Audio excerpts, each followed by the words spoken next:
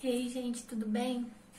Eu tô aqui pra fazer um vídeo pra gente fazer a correção dos exercícios que eu já coloquei pra vocês fazerem. Vou começar pelos exercícios da primeira lei de Ohm.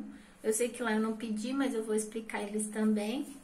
E depois eu vou fazer os exercícios da segunda lei de Ohm no próximo vídeo, tá? Só para lembrar aqui, né, a lei é uma lei bem simples que usa a relação entre resistência, voltagem e corrente. A relação R é igual a U sobre I, né? Resistência é igual a voltagem sobre corrente. Existe uma relação de proporcionalidade entre essas grandezas. A resistência ela é inversamente proporcional à corrente. Então, se eu tenho uma resistência muito alta, eu vou ter uma corrente baixa. Se você pensar na lógica, o que é a resistência, né? A dificuldade que um material impõe a passagem de corrente, né? Como se fosse um dificultador de passagem de corrente. Então, quanto maior eu tiver, maior for a minha resistência, a corrente vai ser menor. E a gente também tem uma relação aí entre voltagem e corrente. Quando a voltagem é muito grande, a gente tem uma corrente maior. Quando a voltagem é menor, a corrente vai ser menor também. A gente vai ver aí na matéria que existem resistores que são chamados ômicos e não ômicos. O resistor ômico é aquele que a relação entre voltagem e corrente vai dar sempre um valor constante, ou seja, a resistência é sempre constante. E ela vai dar um gráfico linear, tipo esse daqui, ó, que tá aqui no livro de vocês na página 12. Então, esse aqui é um gráfico que mostra um resistor ômico, tá? Porque vai dar um gráfico linear. A resistência vai ser sempre constante. E a gente tem resistores que não são ômicos, né? Aí no livro também tá falando um pouquinho das potências, né? A gente já viu um pouquinho de potência antes de entrar nesse período de quarentena. Só que essas duas fórmulas de potência que tem aí no livro tem relação com a resistência, tá? A gente vai ver agora como que a gente vai conseguir resolver os exercícios. Eu vou corrigir, conferem aí com um de vocês. Quando a gente voltar, já tá tudo em dia, né? Exercício 1 da página 12 aí, ó, sobre lei de Ohm. Tá falando assim: considere um chuveiro com as seguintes características. A gente tem 4.400 watts de potência e 220 volts, que está instalado corretamente. Calcule, letra A, a intensidade de corrente que o percorre. Se vocês olharem aqui, já tem uma correção, né? Para a gente resolver isso daqui, a gente vai usar a fórmula que a gente já tinha visto antes no outro tema. Potência é igual a voltagem vezes corrente.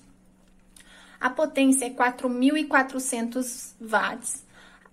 A voltagem é 220 volts e eu quero descobrir qual é a corrente. Então, é só eu dividir, eu vou achar um valor de 20 amperes. Na letra B, está perguntando qual é a resistência elétrica. Aí, a gente vai usar essa fórmula nova que a gente aprendeu. U é igual a R vezes I. Então, primeiro, a gente já tem a voltagem 220, a resistência a gente quer descobrir.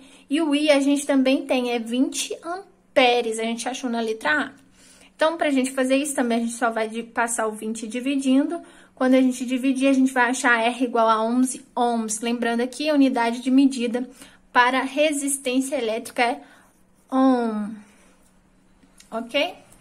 Agora, vamos para o número 2, tá? Ajeitar aqui. Número 2. Aqui em cima, hein? Considere a figura abaixo. O gráfico representa a curva característica de um resistor. Se o resistor é percorrido por uma corrente elétrica de 10 amperes, a diferença de potencial aplicada ao resistor é de quanto? Olha só, eu já disse aí que a corrente é 10 amperes. Observem o seguinte, né? Com os dados desse gráfico aqui, a gente já sabe que ele é um resistor ômico, né? E a gente consegue determinar, por exemplo, qual é a resistência dele, porque ela é uma resistência constante. Então, se eu pegar um ponto qualquer desse gráfico, eu posso pegar o 20 e o 4, mas eu também posso pegar o 10 e o 2, vocês quem sabem. Se eu pegar o ponto 24 e usar como referência de voltagem de corrente, eu vou conseguir descobrir a resistência. Foi isso aqui que a resolução do livro fez, ó. U é igual a R vezes I, eu tenho uma voltagem de 20 ohms, né? A resistência eu vou descobrir e a corrente, quando é 20 ohms, é 4 amperes. Então, 20 é igual a R vezes 4 amperes. Quando eu faço a divisão, eu vou achar que a resistência vale 5 ohms, tá? Então, com essa resistência que é constante para qualquer ponto, eu vou usar a fórmula de novo para achar qual é a voltagem quando a corrente é 10 amperes, que foi o que ele pediu. U é igual a R vezes I, o U vai ser o que eu quero encontrar, a resistência. A gente acabou de descobrir que é 5 ohms, então ela é 5 vezes 10, que é a corrente que ele pediu que eu a encontrasse, ó, 10 amperes. Então, 5 vezes 10 vai dar 50 volts. Essa é a resposta que daria a letra D aqui na atividade. Agora, vamos passar para o terceiro exercício, o último exercício dessa página, tá? No terceiro exercício é o seguinte, tá falando lá. No Rio Amazonas, um pescador inexperiente tenta capturar um poraquê, segurando a cabeça do peixe com uma mão e a cauda com a outra.